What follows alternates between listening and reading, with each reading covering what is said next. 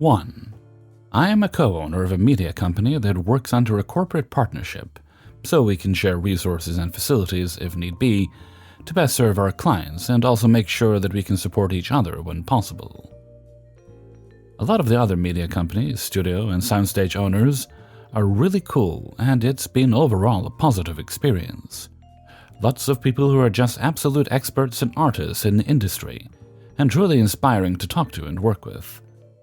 However, there is always someone who has to be the biggest prick known to man and make it hard for the rest of us. This individual owns a very small and remote studio where they do much the same that we do, mixing and mastering audio with remote client viewing and support. But my company also does forensic and reparative audio processing, along with video post-production audio. This individual also believes they are the best in the industry despite not having great revenue and having generally poor client feedback due to their ego. This individual decided at one point to appeal to the partners to basically poach half our remote mixes and masters a couple months ago, and even tried getting in touch with our clients. I was getting fed up since our clients he did get in contact with were either annoyed or told me via the individual that we were charging too much and didn't view their work as important as everyone else's. So I decided I was done dealing with it. Everyone who told me that we were ripping them off or uncaring about their projects, I immediately referred them back to the individual, and also told them to ask for the exact same time frames for scheduling we set up for them. Turns out, we called the individual's bluff, and they realized there was no way they could poach even a fraction of the work we do. Knocked his standing in the partnership down a lot since what he was doing was borderline contract violation. Petty, but frankly vindicating since I am not a business expert, and generally am very agreeable, and always want to help or spread the love. But fuck people who just go all out and try to lead with their ego. Even when they know they can't handle shit. Also apologies for being super ambiguous and calling the party I got revenge against the individual. I've seen his side of the story many times in audio engineering forums recently, and it's pretty insane how he took the entire situation versus how I did. 2. Here is my little revenge against my brother and sister-in-law. I have no children by choice, however I adore my niece and nephew, 9 female and 6 male. I like to give them things for their birthdays and Christmas, like books or games that I think they might like. Well, last year in November, I got a call from my brother. He told me that he thinks I should try harder with gifts for his kids, because I don't have any kids of my own and I have a good job, and that he expects me to give them lots of things for Christmas, implying that I wouldn't be able to see them again if I didn't. I don't like that at all, and I think what I do with my money is my business. Personally, I think my brother and sister-in-law are jealous because I travel a lot on vacation, but that's no excuse to be picky. After giving it some thought, I decided to make sure he would never ask me for something like that again. I went to the store and told one of the clerks that I wanted the most annoying toys they had. I bought a drum set, 2 trumpets, a children's keyboard, 2 guitars, 2 xylophones, a few sound toys, makeup stuff for little girls, a bracelet-making set, glitter. Those are the ones I remember, although there were a few more that make a lot of mess. The naive parents were very happy when I told them that I needed help carrying the gifts. They clearly thought I was obeying them and planning to give amazing gifts to my niece and nephew. But that changed when the children began to open the presents. Of course, the kids were very happy with everything they received and really wanted to start playing. But the best was the face of my brother and sister-in-law. The growing horror with each gift that was opened, it was wonderful. I left a few hours later with a sore head from all the noise, but amused that my niece and nephew didn't seem to have any intention of stopping anytime soon. I reminded them of this recently as my niece is going to be 10 in a few weeks, and my brother is strongly hinting to me that I don't have to spend a lot on gifts and something simple is more than enough. As far as I know, between my visits and those of other relatives, several toys have been lost or no longer work. I think I'll be nice and just buy my niece a couple of books for her birthday. Before we go, I just wanted to share something funny that happened to me. I've talked to my brother, and he admits that his wife encouraged him to demand more gifts from me. I've told him clearly that would not be acceptable again, and if he threatens me again, that I will never see my niece and nephew again. I will not hesitate to explain this situation to the rest of the family. I know for a fact that my parents would take my side, because they don't like my sister-in-law. My niece will receive for her birthday next week a book by C.S. Lewis. I'm sure many of you can guess which one, since she has seen the movie recently and loved it. I will also give her an ordinary toy, without unbearable noises. 3. Before I begin, I want it on record I am usually very much against littering and illegal dumping. We must all do our part to keep our communities clean and tidy. Now that's out of the way. I've been living with friends the past 4 or 5 months during the work week because my actual house is quite far from where I work. The transit in my town sucks, and I can't get a bus out from where I am early enough in the morning. The living arrangement is less than ideal. It's a small 2-bedroom apartment, and each of the bedrooms was already occupied before I moved in. My 2 friends, Jay and Randy. Jay is the owner of the apartment. His name is on the lease. Randy is, or was, simply a mutual friend. Jay was actually the one who got me my current job last December, and he's been letting me stay at his place just 4 nights a week when I have to work. I pay him a modest $20 a day, and I am very grateful to him for the job and place to sleep. Jay is a very nice guy. In the time I've gotten to know him since meeting him 7 months ago, I've learned, however, that Randy is a piece of shit. I don't know what his mental handicaps are or why he behaves the way he does, but I've never known a more selfish, inconsiderate, and immature asshole all my life. For example, Randy has a gambling addiction, and has frequently left Jay to cover all general living expenses for both of them, because Randy gambled all of his money away. Being late with rent, or short, is nearly a monthly problem for him. He has no problem mooching off others, and has already burnt many bridges. In the few months he and Jay have lived together, Jay has paid for many of his meals, among other things, alongside frequently having to take care of the rent and other bills by himself. Jay is too nice to kick him out, and in spite of Randy's many temper tantrums, they've remained friends. Since I've been living there, being woken up between 11 p.m. and sunrise by Randy has been an ongoing problem. He works graveyard hours and is usually awake all night, even on his days off, which in itself isn't a problem. If he showed a little consideration for the guy, me, trying to sleep in Jay's bedroom. However, the noise of his TV, phone calls, and piano playing have been a constant problem for months. I've tried speaking to Randy about it, and he was dismissive, telling me I can leave or put earplugs in if I have a problem. I've tried speaking to Jay about it, and he's attempted to be a mediator for us. However, he ultimately cannot control Randy's behavior, so the problem has persisted. I've become very tired of being exhausted all day at work, 1 to 3 days every week, because Randy is an inconsiderate asshole. Things came to a head last night. Randy had the night off and went out drinking with a friend. They came home around 1 a.m. after all the bars closed. On the keyboard, Randy went for some impromptu late-night karaoke. I am awakened yet again, in spite of the fact that I've only slept 2 or 3 hours by that point, and have to be up for work at 6 a.m. I came out and attempted to ask Randy to turn the volume on his keyboard down. His response, "Oh, can you just fuck off?" I'll admit this really annoyed me.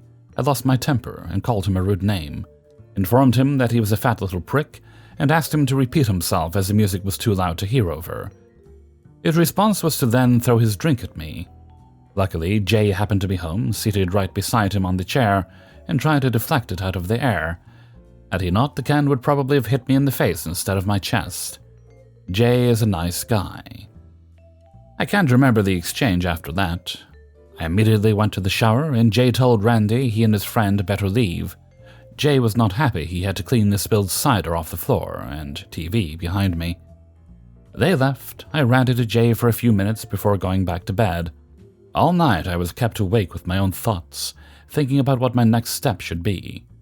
I decided it isn't worth living like this and collected my things in my bag early this morning.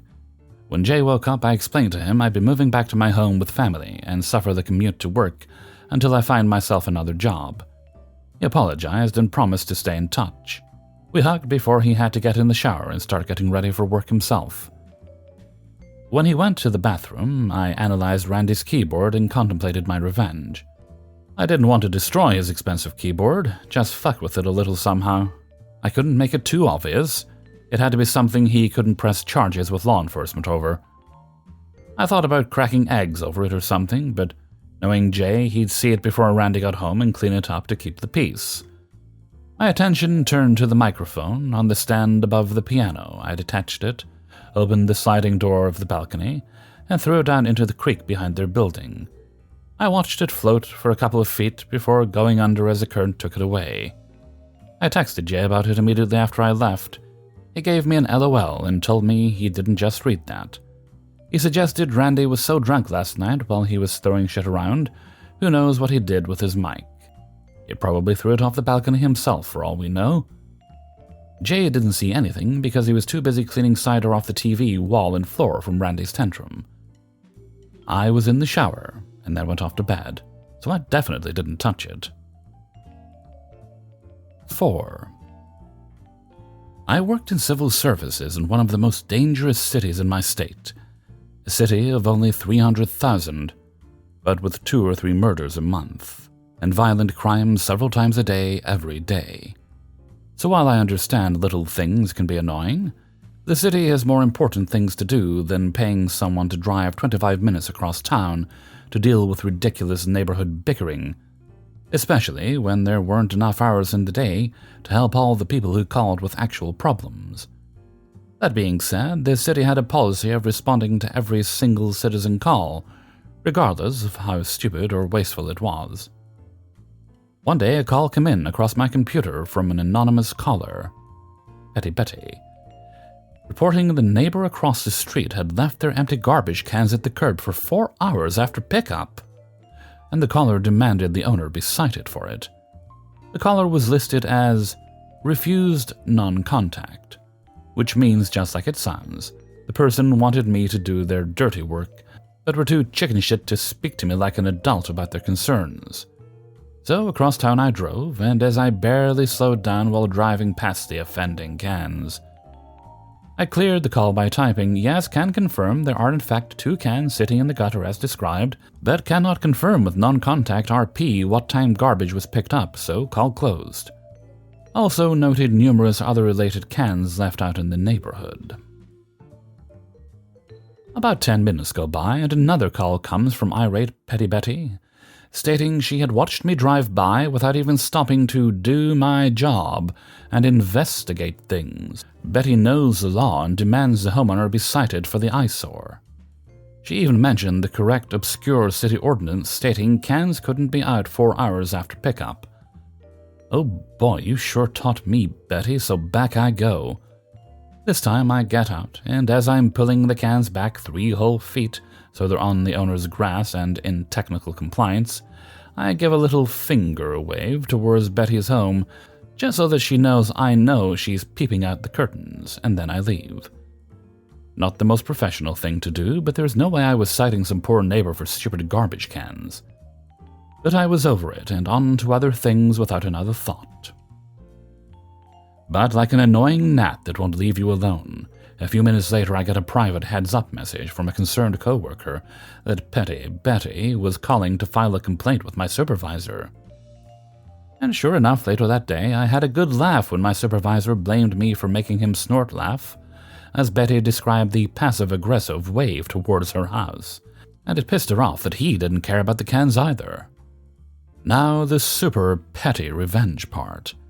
Every time I drove by that house, and the cans were out, I stopped to move them to the edge of the lawn just to piss off Petty Betty, and I waved each and every time. I hope she saw me.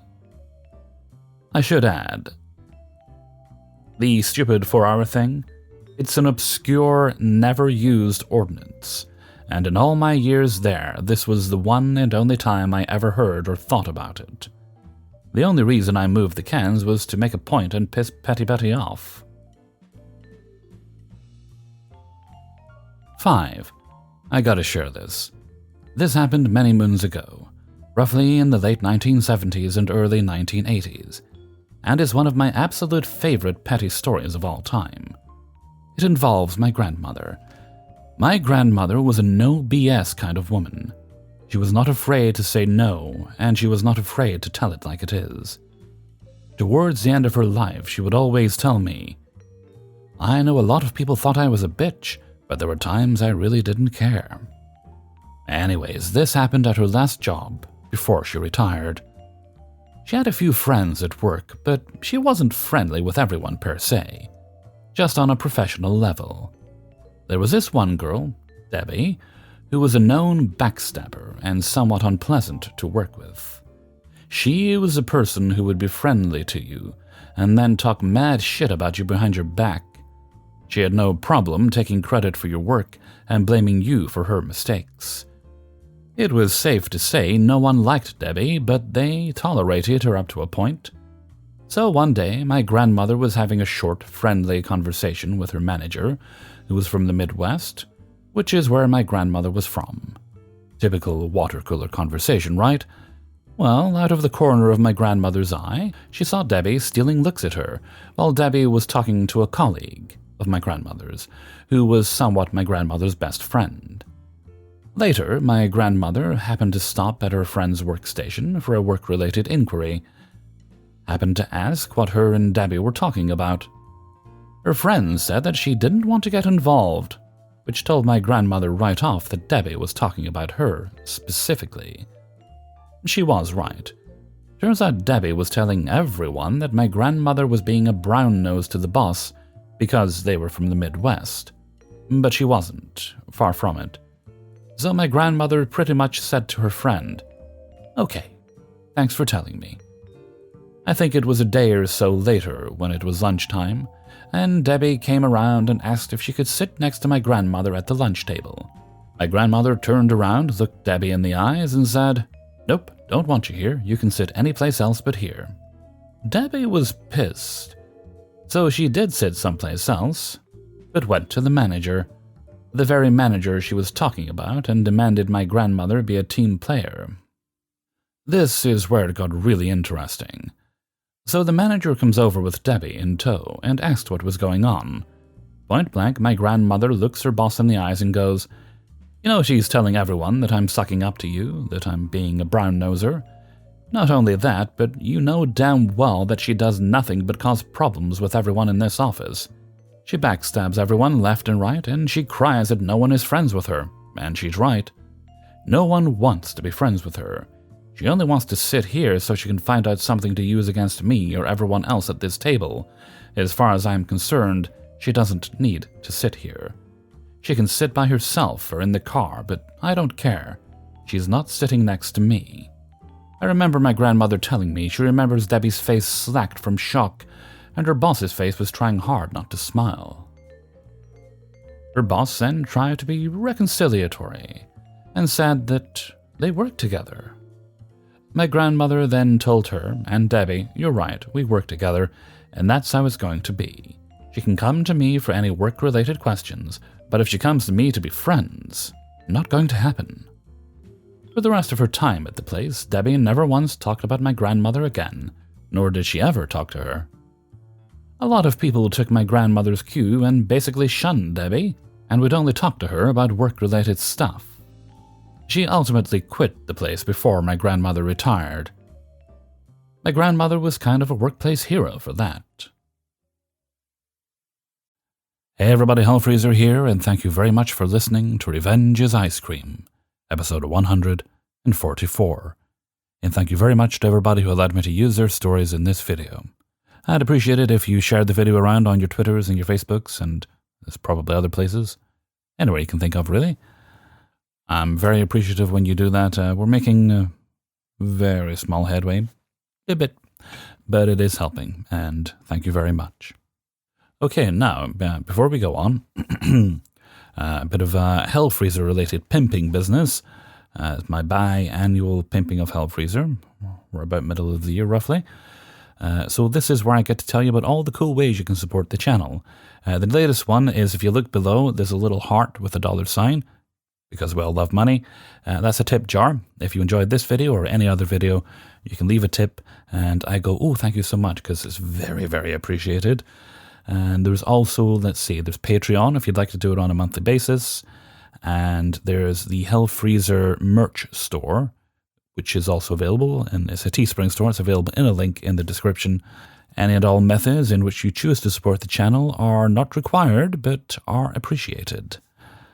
Okay, now let's see. Hell Freezer's question of the day. Now, as I'm trying to get fit, and I won't tell you what it was when I weighed myself, but I've been browsing about for treadmills, because I won't give you the long spiel, but basically it is more practical for me to exercise at home than actually going out and running. And I'm too much of a fat ass for the treadmill that I wanted. Now, not so fat that I can't buy any of them. There's a few that I can, but the one that I really like to look of, and I thought, well, that'd meet all my needs. Nope, too much of a fat ass. Okay. So, with that in mind, what is your favorite or least favorite piece of exercise equipment? My least favorite is, I don't know if anyone remembers those Tony Little Gazelle gliders. It's a type of air walker. Absolute trash. The counter that keeps a track of your cardio, your heart rate, your alleged calories burned, that barely fit from the moment I got it. Eventually fell off and broke because it didn't fit. The thing itself, even once it's oiled, it's creaky and shaky, and you're never sure if it's going to fall apart any minute. So that's my worst experience with exercise equipment. My best, I'm still working on it, so we'll see what the future brings. What are yours? Please do let me know in a comment below. Okay, and with that, I'm going to head off for now. So until next time, thank you very much for listening, and take very good care of yourself.